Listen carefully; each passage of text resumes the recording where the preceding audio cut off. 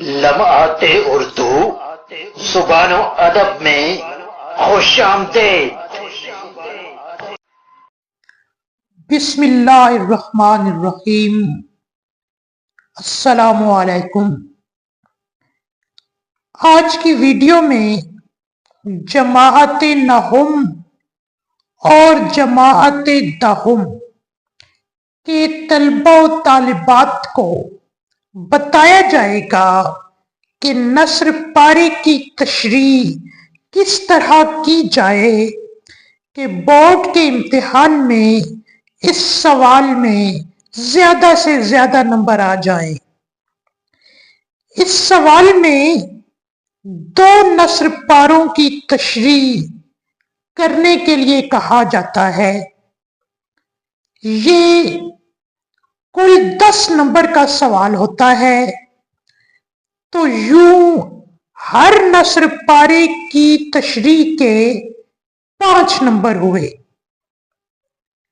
جوابی copy پر آپ الف اور بے جزو میں دیے گئے پیراگراف یعنی نثر پارے کی الگ الگ تشریح کریں گے۔ ہر جزو میں آپ سے 4 چیزیں پوچھی جاتی ہیں: سبق کا عنوان، مصنف کا نام، خط کشیدہ الفاظ کے معانی اور تشریح۔ ایک اصول یاد رکھ لیجئے کہ کسی بھی سوال میں اتنے ہی ہیڈنگز یعنی سرخیاں دی جاتی ہیں جتنی باتیں اس سوال میں پوچھی گئی ہوں۔ تو اس سوال میں آپ کی 4 سرخیاں بنیں گی۔ اس کے لیے میں اس ویڈیو کے اختتامی حصے میں آپ کے سامنے ایک تحریری نمونہ پیش کروں گا جس سے آپ انشاءاللہ آسانی سے سمجھ جائیں گے۔ اگر آپ اسی انداز سے جوابی کاپی پر اس سوال کی سرخیاں بنائیں گے تو وہ دیکھنے میں بھی خوبصورت لگے گا اور آپ کو نمبر بھی اچھے ملیں گے۔ سبق کا عنوان، مصنف کا نام اور خط کشیدہ الفاظ کے معانی لکھنے کے بعد آپ آئیں گے تشریح کی طرف۔ عام طور پر طلبہ و طالبات سمجھتے ہیں کہ شاید نثر پارے کو آسان لفظوں میں لکھ دینے یا یوں کہیے کہ سلیس اردو لکھ دینے کا نام تشریح ہے، لیکن ایسا نہیں۔ آئیے دیکھتے ہیں کہ تشریح کرتے ہوئے کن کن پہلوؤں کو پیش نظر رکھنا ضروری ہے اور کس انداز سے تشریح کی جائے کہ اس سوال میں پورے کے پورے نمبر مل جائیں۔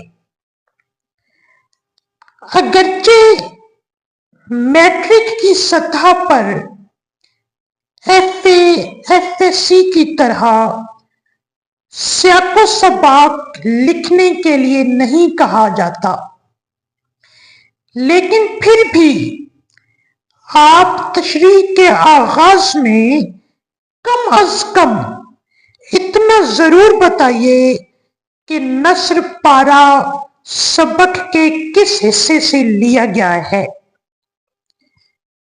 نثر پارہ سبق کے جس حصے سے آیا ہو اس کے مطابق آپ اپنی تشریح کا آغاز کر سکتے ہیں۔ فرض کیجئے نثر پارہ اخلاق حسنہ کے ابتدائی حصے سے آیا ہو تو آپ لکھ سکتے ہیں کہ تشریح طلب نثر پارہ شامل نصاب سبق اخلاق حسنہ کے ابتدائی حصے سے لیا گیا ہے۔ اگر درمیانی حصے سے لیا گیا ہو تو آپ لکھ سکتے ہیں کہ نثر پارہ وسطی حصے سے لیا گیا ہے۔ اسی طرح اگر آخری حصے سے لیا گیا ہو تو آپ لکھ سکتے ہیں کہ نثر پارہ سبق کے آخری حصے سے لیا گیا ہے۔ اس کے بعد اگلے فقرے میں مصنف کا نام بتائیے۔ مثال کے طور پر اگر نثر پارہ اخلاق حسنہ سے ہے تو آپ لکھ سکتے ہیں کہ یہ سبق سید سلیمان ندوی نے لکھا ہے۔ اس کے بعد مصنف کے اردو ادب میں نمایاں کام کے بارے میں 2-4 جملے لکھ دیجئے اور نصابی سبق جس کتاب سے لیا گیا ہو اس کتاب کے نام کا حوالہ بھی دے دیجئے۔ ایک بات خاص طور پر ذہن نشین کر لیجئے کہ ہر نثر پارے میں کچھ وضاحت طلب الفاظ ہوتے ہیں جن کی جب تک وضاحت نہ کی جائے تشریح ادھوری رہتی ہے۔ مثال کے طور پر جماعت نہم کی درسی کتاب کے صفحہ نمبر 21 پر دوسرے نثر پارے کا پہلا جملہ یوں شروع ہو رہا ہے: اے میرے عزیز ہم وطنوں۔ اگر یہ رائے صحیح ہے،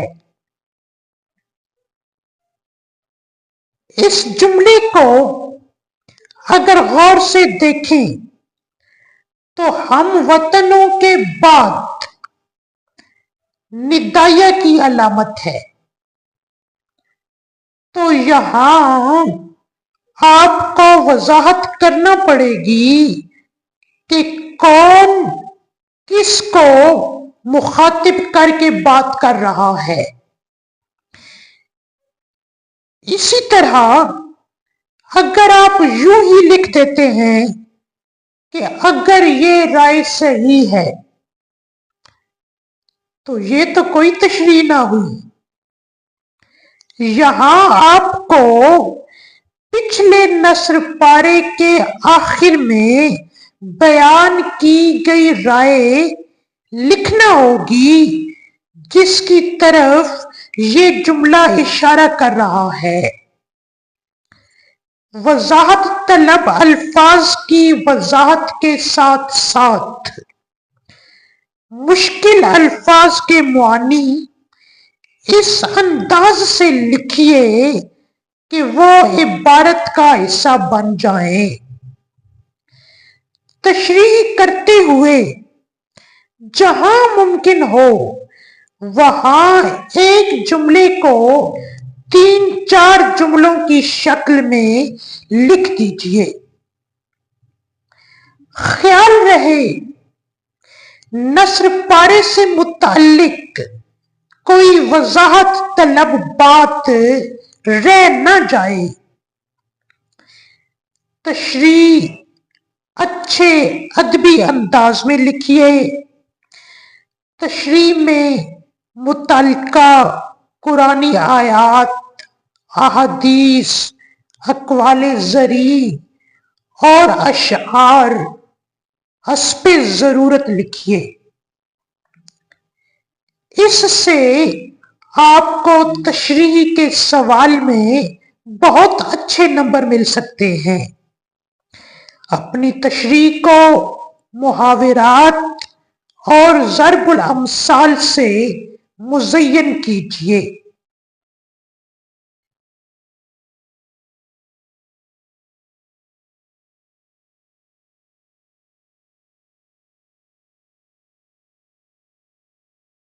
سرخیوں کے اس تحریری نمونے کے بعد اس ویڈیو میں بیان کی گئی باتوں کا خلاصہ تحریری شکل میں ملاحظہ کیجیے۔